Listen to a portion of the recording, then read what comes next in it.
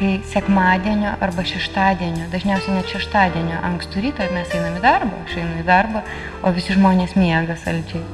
Tai vat praeiti Gedimino prospektu yra labai gera. Dėl to, kad tikrai visi žmonės miega šeštadienio ryto. O mes einam, mano toks darbas, kad reikia eiti į darbą ir tada, kai keliesi, taip nesinori, bet kai išeini gatvę ir pamatai tą miestą, tokį tylų, ramų, kai žinai, kad languose tikrai miega žmonės.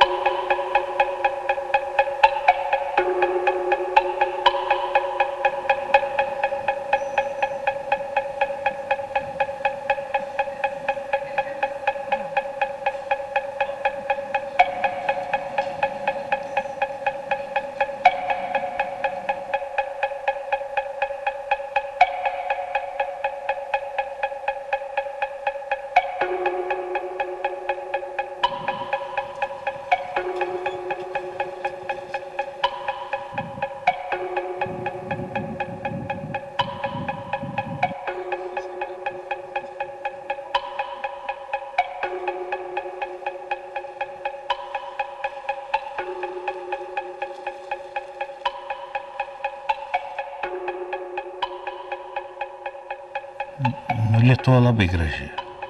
Lietuvos gamta labai graži.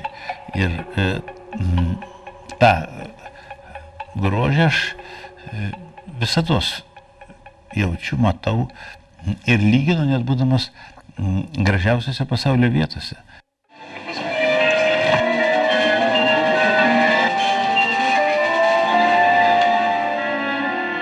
Lietuvos gamta, ji jau žavi tokiu savo paprastumu, ramybė, harmonija. Su gamta taip labai, taip, sakyčiau, kaip klasikinė muzika skamba.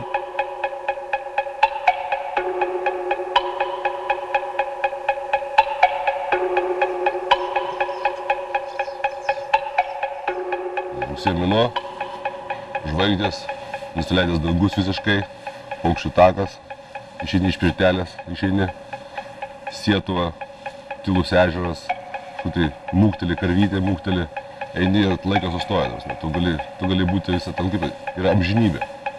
Pasižiūrėjai dangų, pasižiūrėjai tenais tas kelias krentančias vadinkim žvaigždės, gali spėliot, gali mąstyt, gali svajot, gali ką nori daryti.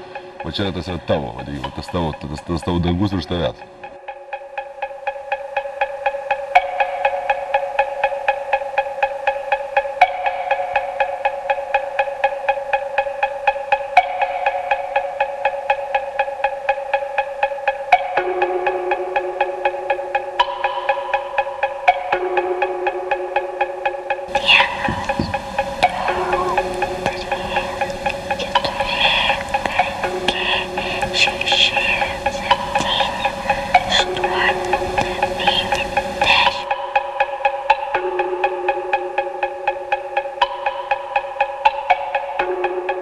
Nelyja laukia. Man taip gera. Tai mano lietus, čia mano.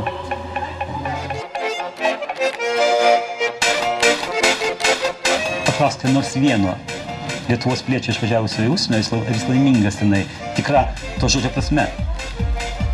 Jam gerai, jeigu jisai sugeba prasimušti, jam gerai, ar laimingas? Tai visai kitas klausimas. Čia aš laimingas. Kalbėsimės lietuviškai.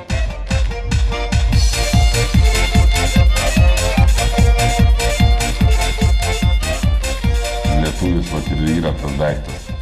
Jeigu kažkur, sakysim, kažką traukat, kaip tuoną, pavyzdžiui. Kvapas. Vat paim trupinėlį, vat, sėdėjai burną, sukramtėjai, nurijai, vat tau jau geriau kažkodėl. Aš nežinau, dėl ko tas geriau, bet geriau.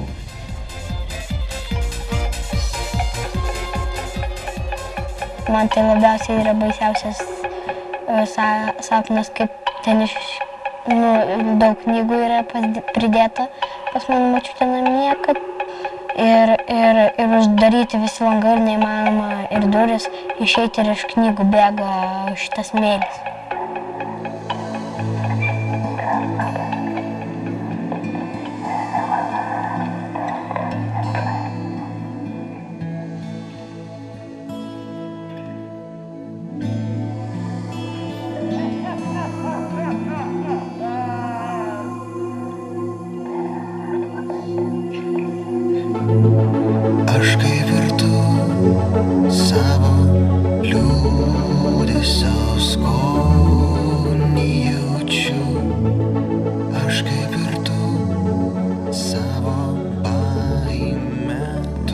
pats, ko gero, ryškiausias įspūdis ir ryškiausia akimirka, kokią aš gyvenime esu patyręs, tai yra mano dukters gimimas.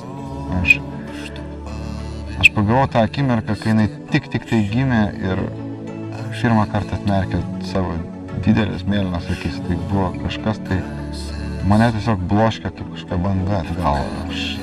Ta prasme, man paskui drebėjo rankos 2 dienas. Ant tiek buvo stiprus tas pirmas žmogaus akių atmerkimas.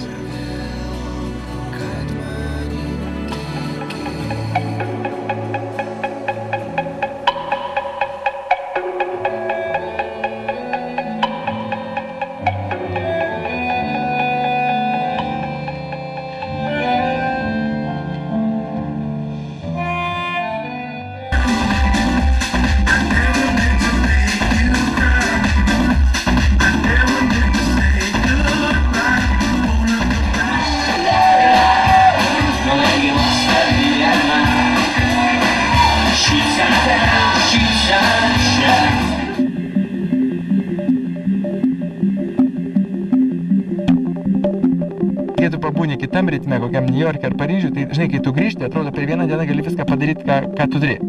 Bet staiga tave apima tas, oi rytoj, juos, einam kavos, viskas spėsim ryt, paryt, čia viskas taip, žinai, relaksas.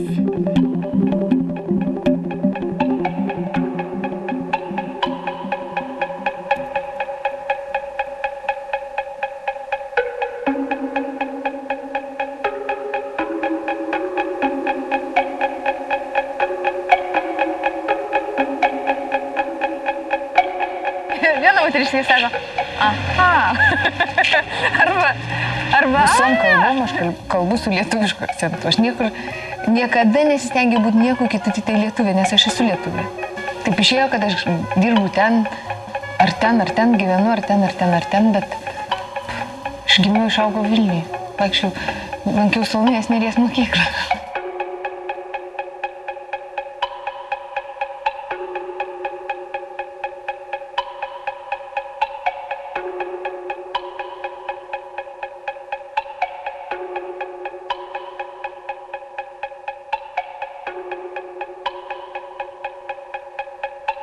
Keliauju aplink pasaulį, grįžti ir atsigulį į savo lovą, savo mylimą, pažįstamą lovą. Tai yra saldžiausias akimirkos turbūt. Suvokimo, kad čia yra namai, kad čia yra, kad tu, jeigu tau kas nors atsitiks, tu žinai, kur tu eisi, tu žinai, kam ką sakyti, tu žinai, kur kiekvieną akimirką, į kurias duris tu gali belstis. Tai man tai yra namai. Saugumas kažkoks tai ten, kur esi tas, kas esi ir kad tą atrastum, turi kartais apkeliauti visą pasaulį.